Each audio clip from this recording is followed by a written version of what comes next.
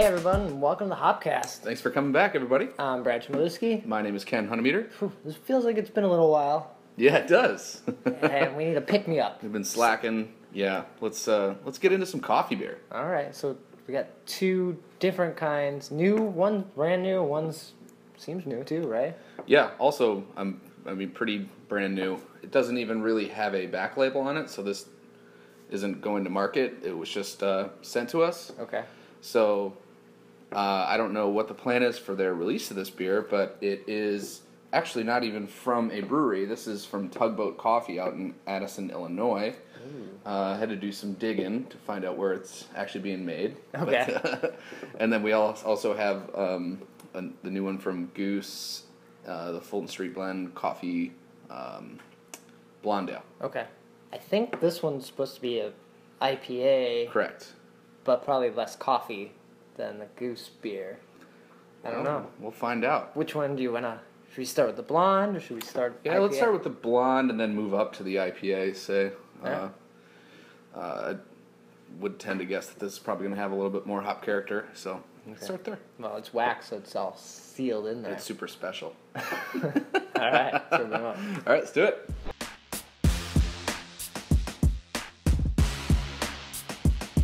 Well, man, when you pour that out, like coffee, instantly. Yeah, got a nice little coffee aroma on there. Pretty damn clear. Yeah, super clear. And Light color. it's not like, how are people confused that this is a coffee beer and it's not black? Yeah, it's not all that typical these days. Usually when you think of coffee beer, you think of like stouts and porters. Right. Did you go to the Uppers and Downers event? No, that's Michael Kaiser's Good Beer Hunting. Yeah, Good Beer Shut Hunting. up! Oh, shut up! And so he threw an event down at Thalia Hall here in Chicago, and kind of the theme for that event was having breweries come up with different coffee beers. Okay. And specifically what I think they were trying to achieve is showcasing that you don't have to just use stout and porter. There's other styles of beer out there. And so that was kind of eye-opening, I think, for a lot of people to see different styles of beer and get a little bit more creative with how people are using the coffee. Nice. What were some of the, I guess, standouts from there? Like, what were unique ones? Solemn Oath was doing some really cool stuff with their hoppy beers, and even Virtue doing coffee cider was pretty cool. So, but there was a lot of good stuff going on. I do like apple juice and coffee in the morning, so I feel like it's a good combo. But so what makes this clear? Like, how's the coffee being added and all that stuff? This is, so typically when Goose uses coffee for beer, it's with Bourbon County Stout, and there's a different process in those two beers. For BCS, they make like a 24-hour cold brew and then just add it straight to the beer. Whereas for this beer, they're actually using it more as almost like a dry hop. Okay. So it's just whole bean, not crushed or anything, and it goes straight into the beer. There's actually like this small little tank that holds all the coffee, and it's got like kind of a graded bed on the bottom, and then they just recirculate the beer through that. And you're really getting, I haven't tasted it, but that much aroma and I'm sure that much flavor. I've had it before, and you have it too, but you're getting that much flavor from a non-crushed bean. Right, yeah. That's kind of nuts. I would have thought you wouldn't get any of the flavor from that. Yeah, I think it was surprising for most people involved. They just did a small little, table trial, and they found they got a lot of aroma and flavor just by using whole bean. Because if you try to make coffee in the morning and not grind your beans, it does not work out. Right. So. Have you tried that? Maybe sometimes the grinders, bro. You forget to start the grinder and you just dump them in there. And you're like, oh, whoops. And it's a cold extraction, so you're not getting as much help from heat to break down the outer shell. That cell wall or what is it? What it is about the coffee, I'm not sure. Well, let's give it a taste here. Yeah, instantly like just a lot of coffee flavor and then the malt. Yeah, kind of like a toasty, almost caramely malt character. and not really much in the way of hops on this one, and just a lot of great coffee flavor and aroma. Mm-hmm. Are you getting any caffeine from it?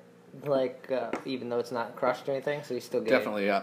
I mean, not like a whole bunch, but like decaf level or more than that. Yeah, maybe something like decaf. I don't know. Well, I'll take this over a decaf coffee. Yeah. And this is using the Intelligentsia house blend. Mm-hmm. So. Because the Goose is right next to Intelligentsia. Exactly. You guys haven't kicked them out yet. No plans. They're our buddies. All right. So this beer is it only available in Chicago? Yeah, for right now. Okay. So we'll see how it's received and if we expand from there, and that'd be great. Right. I really like the beer. So. Yeah, because the Fulton Street, like I guess moniker or name has been all those Chicago beers that have come out, like the team beers, but this doesn't fall under that same. It's not a Fulton and Wood beer, but it's yeah. like we wanted to call it Fulton Street Blend because we're literally next door to each other on Fulton Street, so it kind of made sense. Interesting. All right. From a collaboration standpoint with them. Well, it's very tasty, and I definitely recommend anyone picking it up. Me too. I think it's super unique for a coffee beer. I think both of these are probably going to be the same way. Just like it's not a stout, and it's not it's not too heavy on you. Mm-hmm. Yeah. Obviously, these two are going to be a little bit different because with an IPA, I think it's fair to expect we're going to have a little bit more hop character than something like this, which, I mean, I don't really even detect the hops in this beer. Sure. So it'll be, an approach that's unique, and it's a couple of different examples of being different than stout and porter. Did you guys try to make any coffee with the beans after they were in there? Oh, that's a good question. I don't know. Then you would have. It's almost like the barrel-aged coffee Dark Matter does. Right. It was beer-aged coffee. Maybe next time. I'll So steal some. I bet you could sell it and people would buy it, even if it doesn't taste very good. They're like, oh, it was in beer, so it must be better. Yeah. Marketing. I'll definitely try that, though. That's a good thought. Good thought. Well, let's sip on these and then bust open that wax. Right.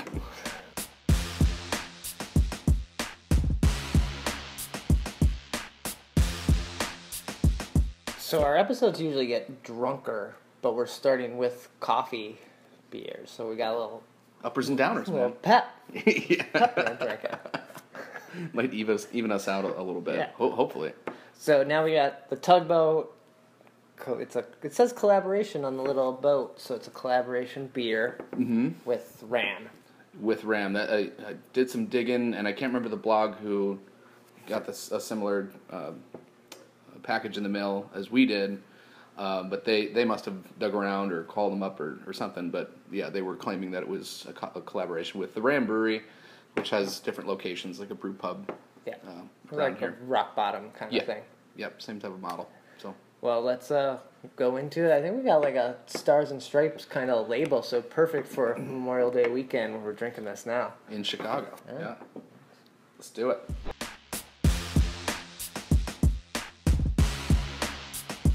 I do like my coffee dark.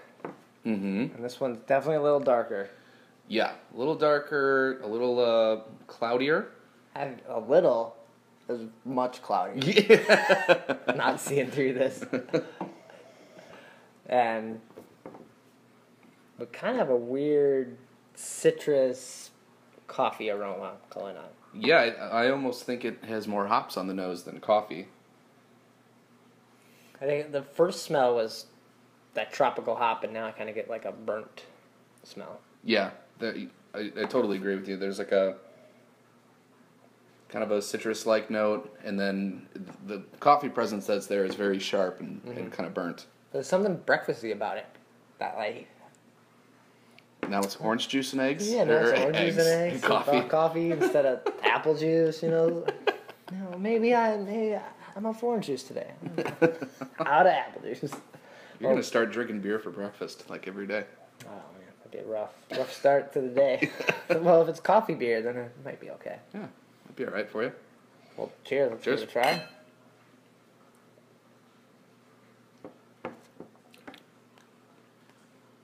Okay, that's different. I'm missing coffee. Yeah, they're maybe a little disjointed. It seems like whatever coffee presence it is, it's almost like two separate buckets there. You've got, pretty nice IPA and then a slight roastiness over here. They're not balancing together very well to make like a exceptional beer. It's interesting. Mm-hmm.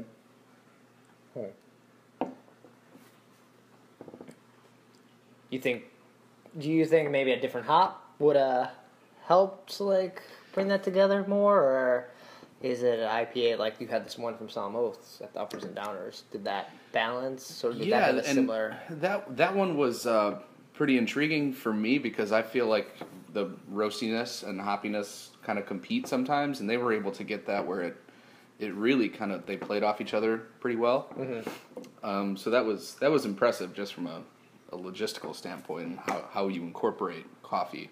Yeah. And hops. But I don't know what process they used and stuff like that. I know they did a lot of testing on it, and I don't know what Tugboat is using. Right, they're as cold well. Brewing, or they're doing hot side or espresso shots in there. Mm-hmm. In each bottle, one shot of espresso. I don't know. That'd be some labor right there. Yeah. But I know I checked into it on Untapped, and there was a few people that have checked into it at RAM, so it looks like it's around, and so other people are drinking this, but I'm kind of interested to know what Tugboat is doing with this. Yeah, this was the first time I've even heard of Tugboat Coffee. Right. But they're up in Addison, Illinois, and it's kind of an interesting thing. Like, all right, they're clearly, they made this little project, and they're kind of spearheading it. You don't see RAM on the label anywhere, so they're kind of owning it themselves.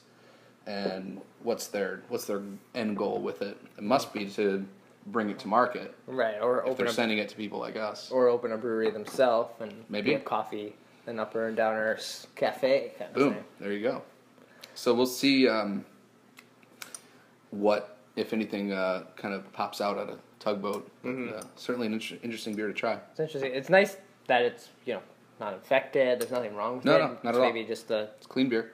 The flavors are not working as well together as we would like. I think that's fair to say. Mm-hmm.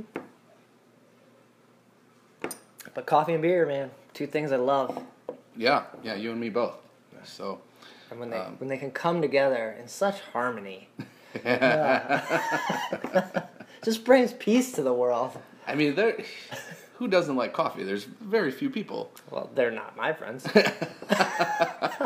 And you could say the same thing about beer. Yeah. So, like, the fact that you can add them in the same glass, I mean, it's no-brainer. Yeah.